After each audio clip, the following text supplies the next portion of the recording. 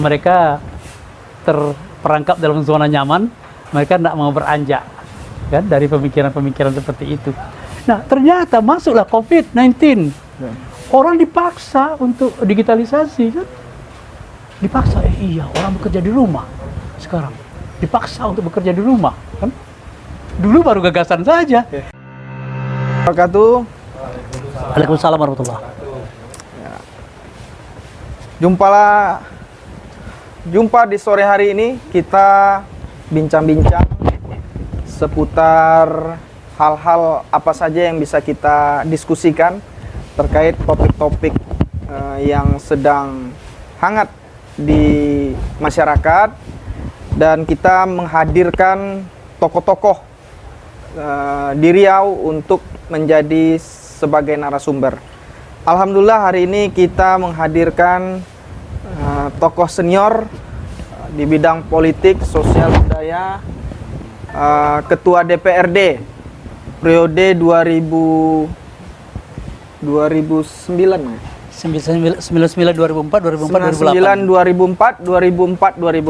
yaitu Kakanda Khaidir. Nah, ini biasanya dulu zaman mahasiswa Bang sering moderator ya Bang nih, kegiatan diskusi Batko maupun di BEM kan, masih ingat Abang?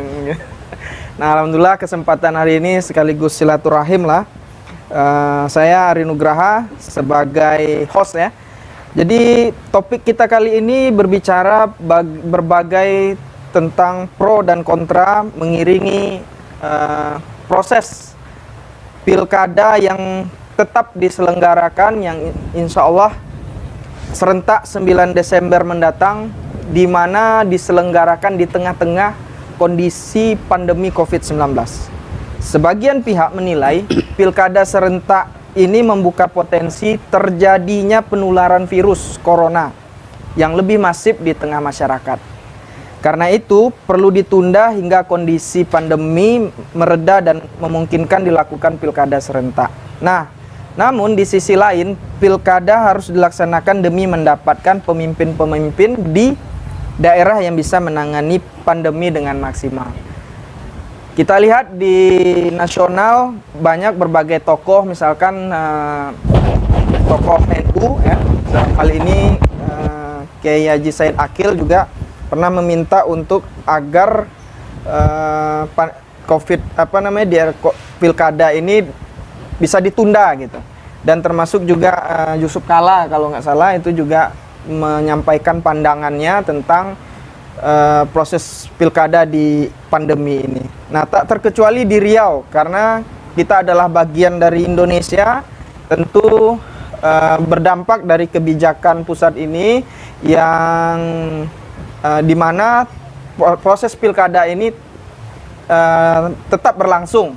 Bahkan hari ini masuk pada tahapan kampanye ya, tahapan kampanye. Nah, tentunya ini menarik ya, dari sisi Riaunya kita ulas. Kita ingin tahu nih bagaimana pandangan seorang tokoh masyarakat Riau yang juga Ketua Forum Komunikasi Pemuka Masyarakat Riau, yaitu Kanda Khaidir. Seperti apa ini Bang tentang pro dan kontra ini, sebagaimana ini tinggal menunggu waktu nih. Kalau nggak salah 3 minggu lagi ya, sekitar nggak sampai 3 minggu lagi, tanggal 9 Desember kita akan melaksanakan pilkada serentak di 9 kabupaten kota di Riau. Ada Meranti, kalau kita mulai dari pesisir, kemudian Dumai, Rohil, Kabupaten Bengkalis, kemudian ada Kabupaten Pelalawan, Siak, Kuansing, dan Rohul ya. Nah, jumlah semua ada 9 kabupaten kota. Nah, sebagaimana hari ini kita melihat juga data di Wikipedia, data tentang kasus penularan COVID-19 di Riau. Itu ada 17.025 kasus. Nah, yang sembuh ternyata banyak juga nih Bang, 14.454. Nah, yang meninggal dunia dampak dari COVID-19 ini ada 395. Riau sempat dinyatakan dari penularan zona merah menjadi zona hijau karena banyak yang sembuh. tapi meningkat kembali dan justru masuk sempat kalau nggak salah terdengar masuk di zona hitam ya. Nah ini juga menjadi paradoks di tengah-tengah pilkada ini. Langsung saja Bang, kita minta tanggapan Abang, nanti juga mungkin diskusi dari kawan-kawan yang hadir di sini. Silakan Bang. Assalamualaikum warahmatullahi wabarakatuh. Terima kasih Adinda Ari, kawan-kawan sekalian. Saya juga mengucapkan terima kasih karena telah mengundang saya, mengajak saya untuk berbincang-bincang mengenai ini. Forum apa namanya tadi? Forum Serikat UMKM Nusantara. Jadi luar biasa yang isinya anak-anak muda semua ini. Milenial, ya, milenial ya. Milenial. Nah, terima kasih saya diberi kesempatan. Saya senang dipanggil senior, karena jangan dipanggil orang tua. Harus muda terus gitu. Dipanggil orang tua, kalau ayahanda begitu, nanti polanya menjadi pola paternalistis. Kalau pola paternalistis itu menganggap anak-anaknya itu selalu anak-anak saja, adik-adiknya nggak pernah dewasa-dewasa, selalu dibimbing, selalu diberi ikan terus, nggak pernah diberi pancing gitu. Itu kalau paternalistis kan.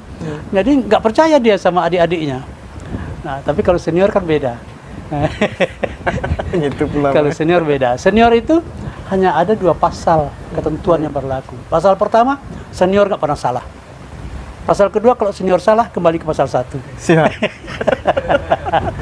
Artinya, mungkin pemikiran yang saya sampaikan ini, ya ini kan lebih banyak opini ya. Opini, pemahaman saya terhadap kondisi dan situasi yang kita hadapi sekarang. Pilkada di tengah pandemi COVID-19 ya. Nah, tadi sudah diuraikan oleh Ari bagaimana pro kontra ini. Tapi pada hemat saya sebetulnya kalau diskusi pro kontra ini mestinya diskusinya pada bulan Agustus lalu atau awal September kan. Pada awal September itu mungkin pro kontra. Kalau sekarang barangnya sudah masuk barang itu kan. Sudah masuk barang itu. Mau apa lagi kita kan? Mau apa lagi? Nah, tapi kita akhirnya belajar bahwa ternyata kelihatannya aktivitas pemilu, aktivitas kampanye bukan merupakan faktor yang menimbulkan adanya klaster-klaster baru. Justru banyak kegiatan-kegiatan lain yang bukan kegiatan pilkada menjadi klaster baru, kan? Menjadi klaster baru, penumpukan massa di sana, kerumunan di sana, kerumunan di sini. Bukan, ada memang orang-orang kampanye, tapi tidak satu-satunya. Nah, berarti kalau begini, saya kira sudah benar sikap pemerintah untuk terus saja go ahead, pilkada serentak gitu. Karena toh masalahnya pada penanganan COVID-19 ini bukan pada pilkadanya, tapi pada disiplin masyarakatnya. Itu masalahnya kan. Itu masalahnya. Jadi ada atau tidak ada pilkada, kalau disiplin seperti ini tetap saja orang enggan pakai masker, enggan tetap saja hadir dalam kerumunan-kerumunan. Saya barusan keliling ke kampung saya di Rokan Hulu sana kemarin. Nggak ada orang desa pakai masker. Nggak ada orang desa pakai masker. Saya sendiri aja pakai masker di masjid itu. Yang lain nggak. Nah, terus saya bilang, ya tapi mereka paham. Ya saya bilang, saya kan dari kota. Dari kota itu kan saya kan bersentuhan dengan banyak orang. Oleh karena itu saya pakai masker supaya kalau ada apa-apa tidak menularkan ke kalian-kalian ini. Saya bilang kan. Nah, kami ada Pak maskernya, katanya dikeluarkan dari sakunya. Ini masker kami gitu. Masker itu dalam sakunya, tidak dipakai kan. Nah, apa artinya ini? Mereka belum memahami bahwa protokol kesehatan yang sekarang kita sosialisasikan itu enggak mereka pahami sebagai satu upaya untuk menanggulangi penularan virus corona itu, gitu. Ya itu masalahnya kan. Jadi mereka tetap saja acara pernikahan ya rame-rame juga kan. Ada atau tidak ada pemilu nggak ada kaitannya gitu. Nah inilah ya artinya apa? Kita lihat di sini mungkin itu hanya salah satu contoh kecil saja, tapi memang kalau kemarin pemilu ini ditunda, nah kita akan terjebak dalam masalah-masalah lain ya.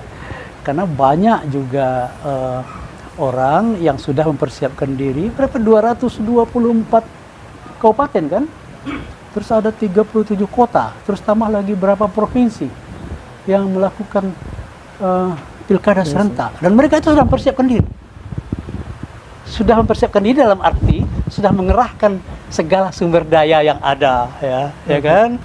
Nah, money material semuanya sudah dikerahkan oleh mereka untuk persiapan pilkada serentak ini. Kalau tiba-tiba itu ditunda misalnya, mereka akan rugi besar.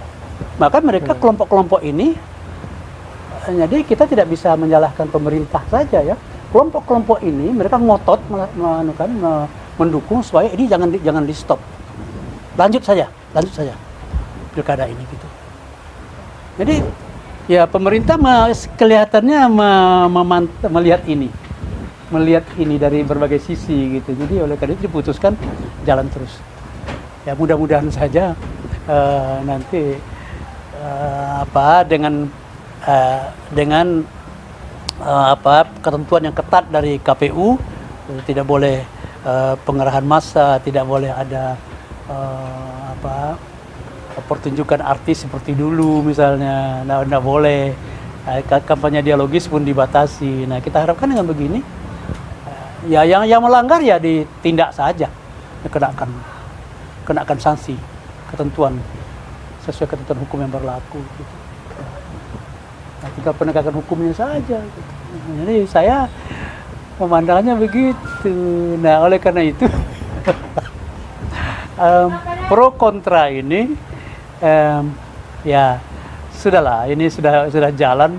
Mungkin banyak hal-hal yang aktual yang mungkin menarik untuk kita kembangkan dalam diskusi berikutnya nanti ya, bagaimana misalnya esensi pilkada yang kita hadapi sekarang ini kan, bagaimana esensinya sebenarnya kita memilih pemimpin kan, kita memilih pemimpin seperti apa. Nah kalau betul tadi disebutkan oleh Ari, pemimpin yang mereka punya inovasi dengan kreativitas yang ada, mereka punya inovasi untuk mencari jalan keluar penanganan COVID-19 misalnya.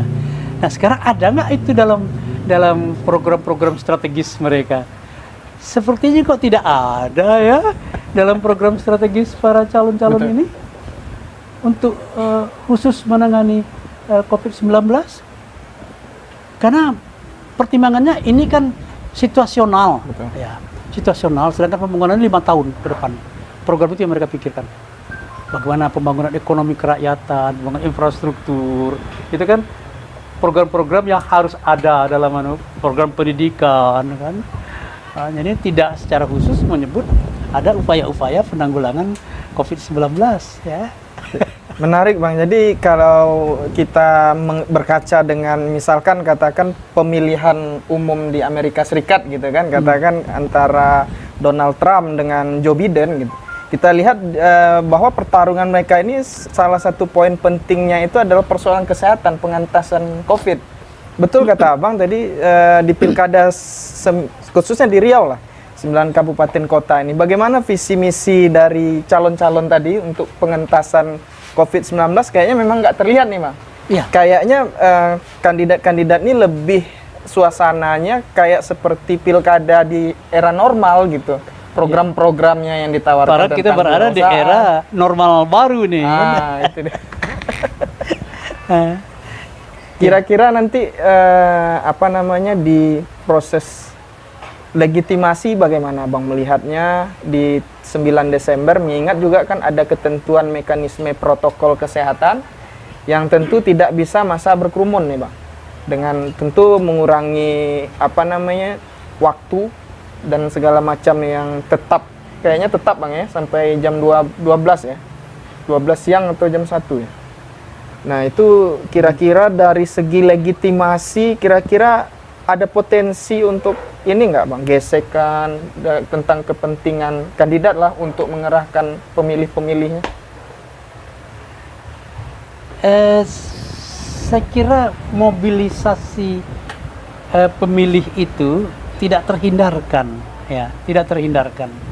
Jadi bagaimana para kandidat ini memobilisasi para pendukungnya untuk datang ke TPS-TPS agar menggunakan hak suara mereka gitu. Ya. Jadi memang agak menarik. Kalau dibandingkan dengan kampanye media misalnya, saya ulangi, kalau dibandingkan biaya yang diperlukan untuk kampanye media, pengerahan massa dan sebagainya, ini memang sekarang berkurang dibandingkan pemilu dulu di era normal itu.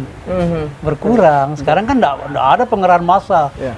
Sewa mobil, harus membayar orang untuk hadir sekian ribu orang. Sekarang enggak ada begitu kan. Artinya berkurang. Tetapi ada potensi. Ada potensi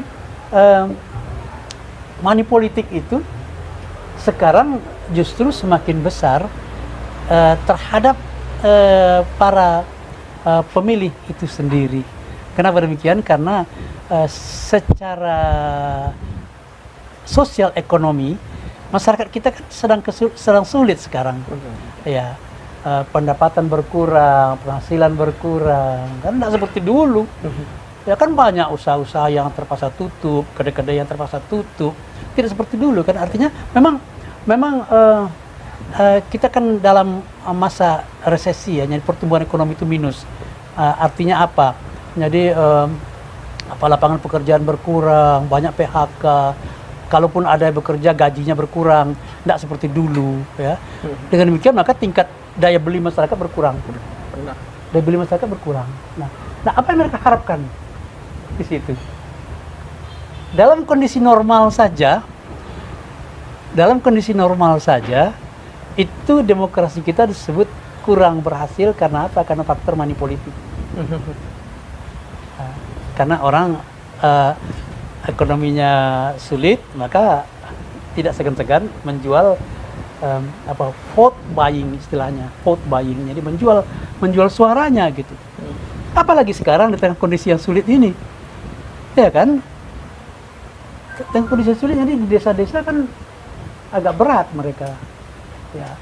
Dan saya kira para paslon kita pasti mengamati masalah ini dengan baik dan mungkin sudah merencanakannya dengan baik barangkali kan. Ya itu mungkin take and give lah gitu. kita kerahkan mereka untuk mengarahkan suara, tapi ya mereka kita bantu juga lah, kasihan mereka gitu. Nah, jadi pada satu sisi biaya cost politik itu berkurang, tapi pada sisi lain dia meningkat. Itu yang atau bisa jadi mendekati hari H nanti justru banyak bantuan nih Bang. Ya kan, sembako apa segala macam gitu ke masyarakat ya. Iya. Bagaimana tuh? Kemungkinan bisa saja terjadi seperti itu kan. Kondisi normal saja sembako itu bertebaran, apalagi sekarang. Kondisi sekarang kan. Ya. Kita minum kopi kawa dulu Bang. Nah, silakan Bang. Tadi ya, Abang. Ya ini kopi kawa.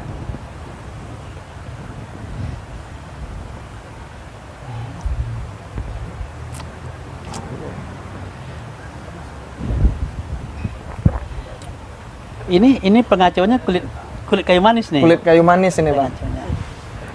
Ini kulit kayu manis. Nah, ini menariknya kita diskusi ini sambil minum kopi kawa Bang ya. Iya. Dan ini cangkirnya tidak boleh dari porselen. Seperti cangkir yang konvensional.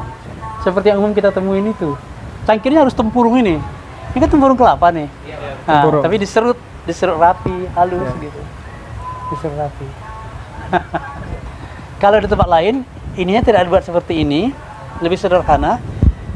Dibuatnya rotan itu melingkar begitu, tempurung taruh di situ. Nah, jadi nggak tumpah dia kan. Ya ada cincin, ada cincinnya. Cincin taruh di situ. Lebih simple. Kalau ini lebih halus pekerjaannya ini. Lebih rumit nih pekerjaannya nih. Ini termasuk ekonomi kreatif nih Bang. Iya, betul. Ya, bayangkan saja kalau misalnya orang-orang kita di desa tidak menggunakan cangkir yang dari kota itu, kan berapa banyak tempurung kelapa yang bisa dimanfaatkan jadi cangkir kan? Kenapa itu hilang sekarang? Dulu pakai tempurung kita minum kok di kampung-kampung. Pakai sayak namanya di kampung saya, sayak namanya. Sayak kan? Makanya, sayak namanya. Siapa bilang dulu setelah kumpul rame-rame tidak ada pertemuan-pertemuan kecil? Tetap aja banyak permintaan. Jadi setelah kita kampanye umum misalnya, kita juga harus hadir di beberapa pertemuan kecil-kecil lagi. Pas ngundang artis ya. Iya, sama saja seperti sekarang kan. Cuma sekarang yang besarnya tidak ada. Tinggal yang kecil-kecil itu. Ya mungkin sekarang tidak sebanyak seperti dulu, ya mungkin. Tapi dulu tetap saja ada. Pertemuan-pertemuan kelompok-kelompok kecil tetap ada. Ya. Seperti yang sekarang itu. Jadi tetap costly juga, biaya juga. Gitu. High cost juga ya. Tetap high cost. Nah ini yang mungkin yang ke depan perlu disiasati lah dalam pilkada kita, bagaimana kita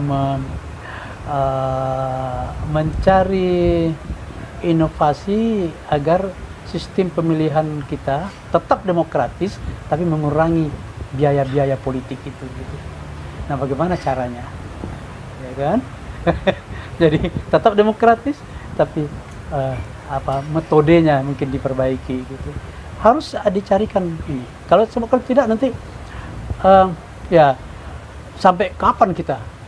Karena sekarang rata-rata tingkat pendidikan kita kan masih SMP sederajat sekarang. SMP sederajat. Untuk sampai seperti Amerika, seperti itu kesadaran politik maksudnya. Seperti di Korea Selatan, seperti di Malaysia sendiri itu sudah SMA ke atas pendidikan mereka, sudah SMA. Jadi mereka bisa diberikan penjelasan yang rasional dan mereka juga menggunakan logikanya gitu dalam menjatuhkan pilihannya.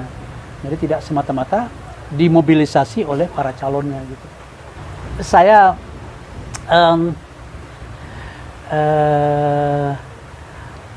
terkesan dengan penjelasan pidato promosi Profesor Guru Besar Profesor Budiono ketika dia meraih guru besar di UGM Jogja. Dia bilang ada 2 persyaratan untuk bagusnya demokrasi itu. Yang pertama adalah pendapatan, income per kapita. Dia bilang minimal income per kapita $6.000 per kapita per tahun. 6.000. Kita baru berapa sekarang? 3.000 kan? 3.000 atau 4.000 lah. Nah, income per kapita rata-rata pendapatan orang per tahun. Itu sebelum Covid. Itu sebelum Covid.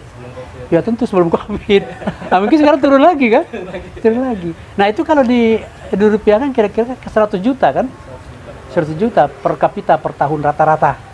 Rata-rata gitu. Nah, baru mereka tidak menjual suara. Baru berkurang dampak vote buying itu. Jadi jual beli suara berkurang di situ. Kalau mereka sudah pendapatannya sudah bagus kan. Nah yang kedua itu aspek pendidikan. Aspek pendidikan. Minimal SMA ke atas. Itu disebut Profesor Budiono. Jadi minimal SMA ke atas. Barulah mereka paham, bisa memaknai visi misi yang disampaikan oleh para kandidat. Kalau enggak ada urusan mereka dengan visi misi. Mereka dengar tapi masuk di kuping kiri, keluar di kuping kanan. Atau ada kalanya mantul lagi. Masuk kuping kanan, mantul. Jadi nggak ada urusan mereka dengan visi misi. Ya mereka dengar juga tapi nggak ada perhatian mereka. Karena apa? Karena rata-rata tingkat pendidikan tadi. Ya itu secara umum begitu. Ya boleh buat kan. Ya jadi berapa tahun kira-kira kita akan tercapai itu? Tergantung trennya sekarang. Tren pencapaian rata-rata tingkat pendidikan kita bagaimana, kan? Trennya selama berapa puluh tahun itu tercapai rata-rata SMA itu. Ya, mungkin dulu ketika tahun 99 2000 itu, waktu itu rata-rata ketika pendidikan kita kan disebut SD sederajat, itu tahun 2000. Nah sekarang 20 tahun kemudian SMP. Nah kalau SMA berarti 20 tahun kemudian, berarti tahun 100 tahun Indonesia, seabad Indonesia nanti mungkin. Seabad Indonesia itu rata-rata pendidikan kita sudah rata-rata SMA. Waktu bonus demografi juga. Bonus ya. 2030 ya. 30 ke atas ya. 2045. 45 ya, Bang ya. 2045. 20 tahun kemudian. Bonus demografi. Ya mulai ya 2030. Ya mulai 30. Ya, jadi ini menarik ya, pemirsa juga di manapun berada. Jadi sore hari ini kita bincang-bincang santai aja nih Bang ya, Iya. terkait pilkada. Sebenarnya ini lebih ke mana kita silaturahim, membuka wawasan kita di kondisi COVID-19 ini juga. Kita kegiatan dibatasi dan alhamdulillah kita bisa diskusi terkait pilkada. Walaupun bicara pro kontra sebenarnya sudah berapa bulan yang lalu gitu Bang ya. Mungkin ada hal juga yang menarik terkait tadi pernyataan Abang bahwa efisiensi anggaran lah misalnya untuk pemilu. Nah ini kan kalau kita bicara situasi COVID-19 ini kita lihat sisi positifnya gitu kan Bang. Misalkan dari sisi mendorong digitalisasi Indonesia gitu. Digitalisasi Indonesia. Kita lihat dari sisi pendidikan, Bang. Nah, pendidikan ini sudah berjalan beberapa bulan ini kan secara digital. Daring ya. Nah, digital. sebelum corona kemarin pemerintah mau dorong sistem pendidikan kita itu secara digital. Ternyata dipercepat ini dengan corona, Bang. Kira-kira memungkinkan enggak sistem pemilu atau pilkada kita ini kemudian didigitalisasikan juga menurut Abang dari sisi apa namanya untuk menjangkau banyak masyarakat. Nah, Abang sebagai misalnya generasi baby boomers ya Bang ya. Baby boomer. Kalau kami Ya. generasi milenial malah sepakat gitu kalau misalnya metode kampanye ini didigitalisasikan. Misalnya negara membuat sebuah super platform dan semua itu bisa satu orang terdeteksi satu suara kayak gitu. Jadi tidak ada katakan yang golput itu kecil kemungkinan gitu kan. Paling yang tidak memberikan apa namanya yang menghanguskan suaranya lah. Tidak ada alasan untuk tidak memilih gitu kan. Nah, jadi di digitalisasi sistem pemilu kita dan juga kampanyenya sebenarnya bisa belusukan secara online juga gitu Bang. Kira-kira gimana Bang? Karena di Riau sendiri kan secara ini kalau kita bandingkan di Jawa, misalnya anak Pak Presiden Jokowi, kalau kita amati di Solo itu juga melakukan belusukan digital. Nah itu belum dilakukan oleh pemilih-pemilih kita di Riau ini gitu. Belusukan secara digital itu tadi. Dia buat seperti patung, videonya dijalankan ke kampung-kampung Bang. Dijalankan ke kampung-kampung, terus kandidatnya ngomong dari secara telekonferensi lah, video conference. Nah, menurut Abang bagaimana dengan Riau-nya sendiri? Ya, butuh inovasi ya, dan saya kira tidak tertutup kemungkinan ke depan demokrasi digital itu akan terwujud dengan sendirinya gitu ya. Jadi orang menggunakan suara tidak lagi datang, tapi cukup dengan digital saja gitu ya. Seperti tadi disinggung, pada awal 2019 atau 2018 akhir, kita kan sibuk dengan revolusi industri 4.0 kan? 4.0, salah satu di antaranya di situ adalah digitalisasi. Orang bekerja dari rumah kan? Terus orang bekerja 4 hari saja seminggu waktu itu kan? Digitalisasi ekonomi. Digitalisasi. Terus juga bahkan ada presiden mengatakan eselon 3 dan 4 mungkin sebagian akan dikerjakan oleh robot. Itu kan artificial intelligence itu kan AI. Robot kan AI itu artificial intelligence. Nah, kan dicibir oleh banyak orang. Ada orang-orang birokrasi di daerah. Orang-orang birokrasi di daerah mengatakan itu bodoh. Orang pusat itu bodoh, nggak paham dia. Ini kan ada aturan, ada undang-undangnya, ada gini-gini. Iya, kalau bicara undang-undang betul kan, betul. Ya, memang tidak bisa orang tidak boleh kerja 4 hari seminggu, tidak boleh, kan? Tidak boleh. Jadi orang bekerja dari rumah tidak boleh, undang-undang tidak memperbolehkan begitu. Ya. Tapi coba tanya milenial kita, ya.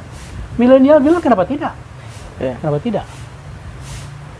Anda ingin pekerjaan selesai atau kami nongkrong di kantor selama 8 jam di kantor dari jam 8 pagi sampai jam 5 sore?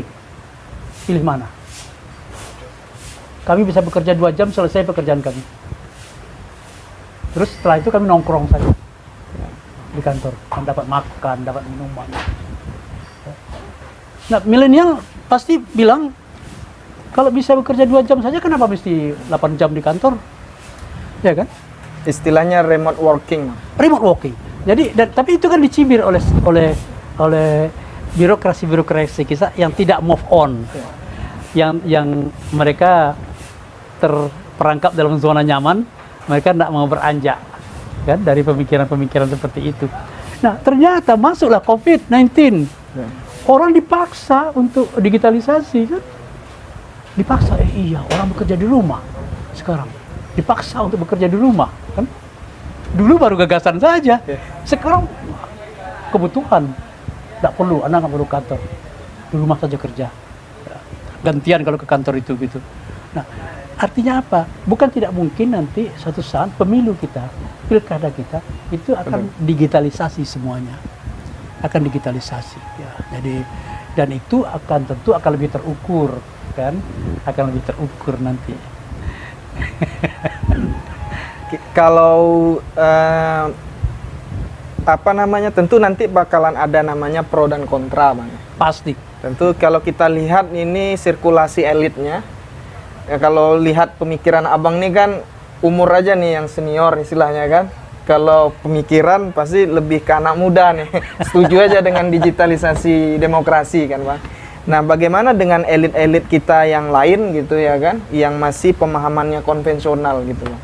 Tentu harus ada putaran elit, putaran apa namanya, masa daripada elit ini kapan berakhirnya gitu, apakah dari segi usia atau sudah berganti lah dengan yang milenial ini mungkin mengisi Senayan kayak gitu kan, atau mengisi partai-partai politik.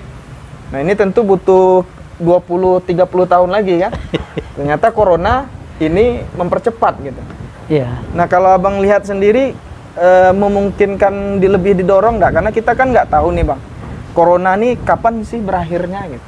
Apakah akhir tahun ini? Dulu waktu corona diumumkan Jokowi Maret, terkenanya Menteri Budi Karya gitu ya kan, kita mengira 2 bulan 3 bulan. Ternyata sampai akhir tahun ini belum jelas nih, atau sampai 2021, atau ada yang bilang sampai akhir Jokowi, Bang.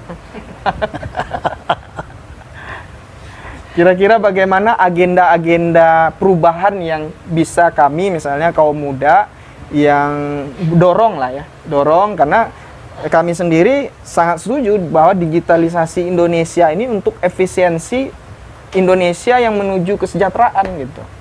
Bahwa bekerja hanya 4 hari, karena kita rasakan, Bang, kita nggak melalui yang namanya working di kantor gitu kan. Kita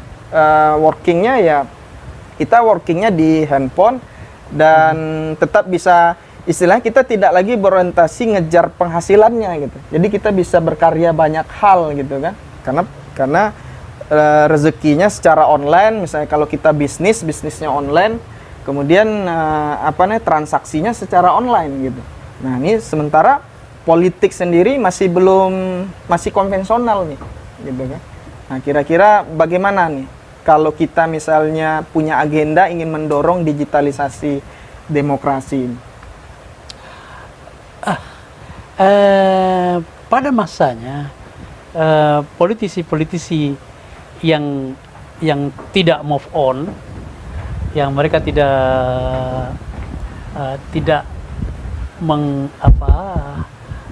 menerima perubahan-perubahan cepat yang terjadi itu, mereka akan tersingkir dengan sendirinya. Bahkan partai-partai politik yang mereka tidak menjadi partai politik modern, Itu juga akan ditinggalkan oleh masyarakat nanti. Ya, ya kan masalahnya dalam demokrasi itu kan partai politik kan nggak bisa diabaikan kan, peran partai politik. Nah, partai politik juga harus mereform dirinya untuk disesuaikan dengan perubahan yang terjadi. Jadi era digitalisasi itu juga harus mereka respons di partai politik, tidak hanya politisinya saja. Ya, jadi saya kira ke depan para politisi senior, politisi tua yang enggan beranjak, mereka akan tersingkir oleh waktu, akan digeser oleh milenial. Ini apa boleh buat ya, begitu. Ke depan begitu.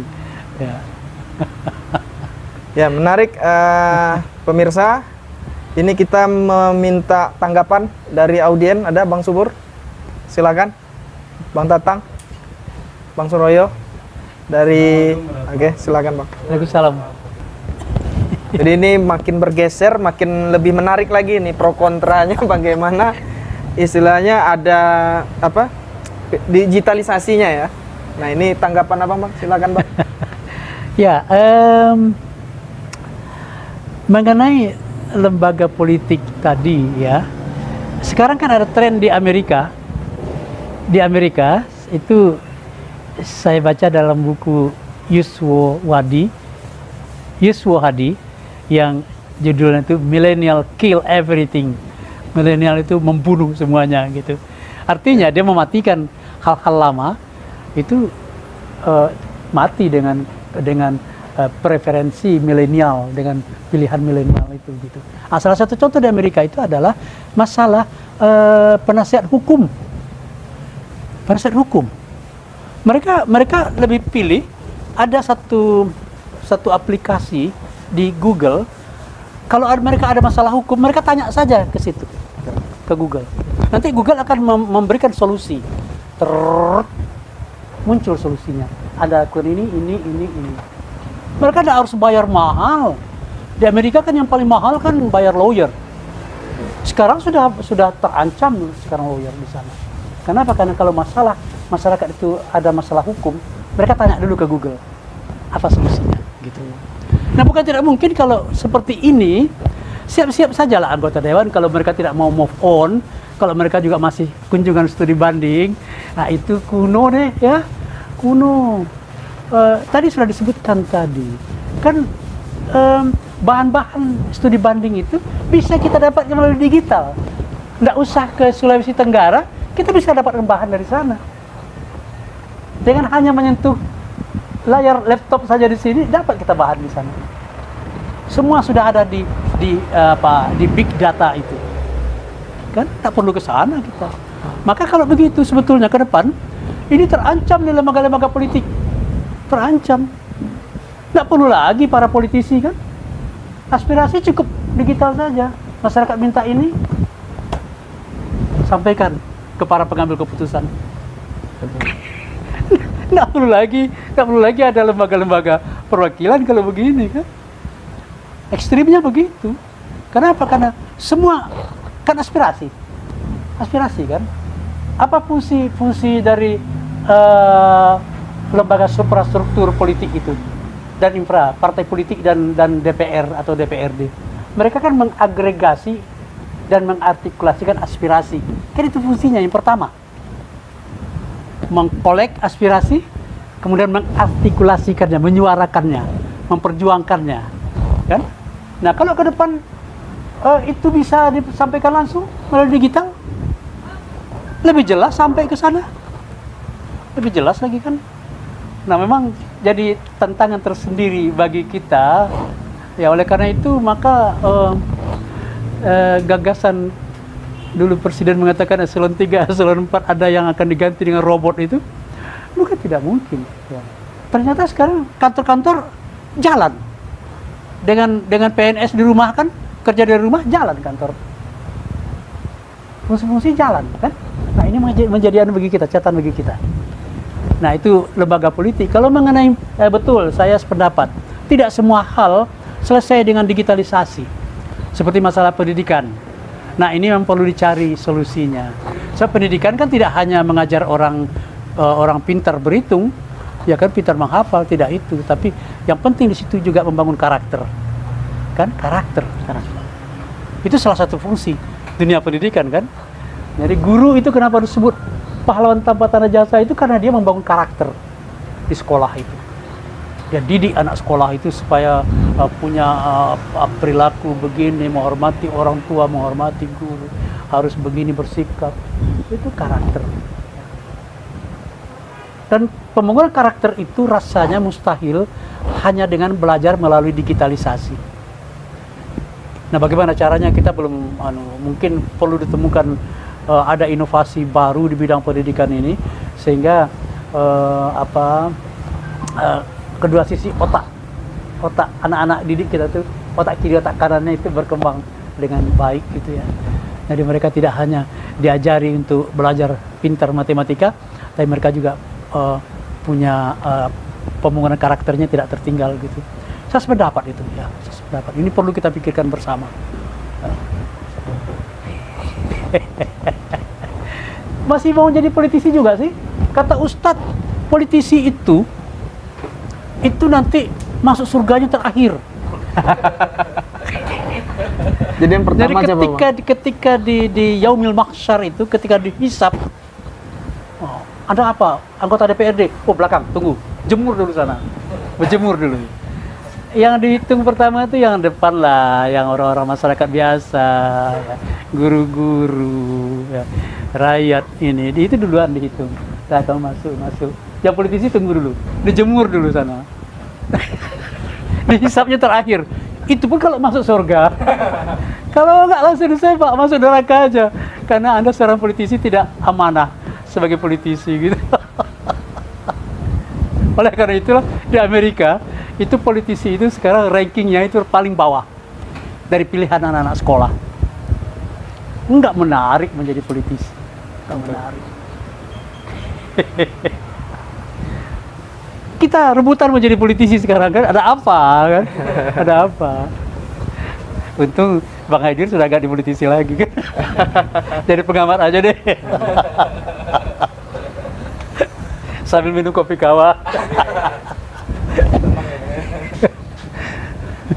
Oke, di sore hari sudah menjelang maghrib ya, sangat menarik topik-topik diskusi kita terkait pilkada di 9 kabupaten di Riau khususnya, dan di Indonesia ada sekitar ratusan kabupaten kota yang akan mengikuti pilkada 9 Desember.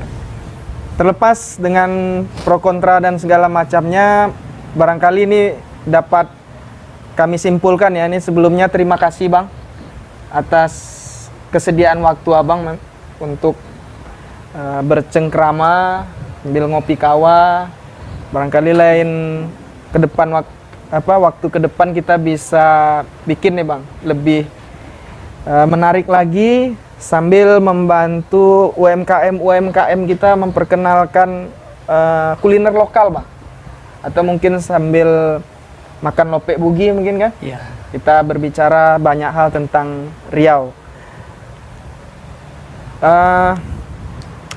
Barangkali kesimpulannya adalah pro dan kontra itu biasa sebagai negara yang berdemokrasi. Tapi apapun kondisinya, dengan keputusan yang sudah ada demi kebaikan daerah kita ke depan, tentu mari sama-sama kita mensukseskan apa yang telah diputuskan oleh pemerintah ini, yaitu pilkada serentak tanggal 9 Desember bagi teman-teman masyarakat yang daerahnya pada hari ini dilaksanakan pilkada. Mari 9 Desember dengan catatan ikuti protokol kesehatan Bang ya. Protokol kesehatan dan saling jaga orang lain dan jaga diri kita untuk tetap sehat.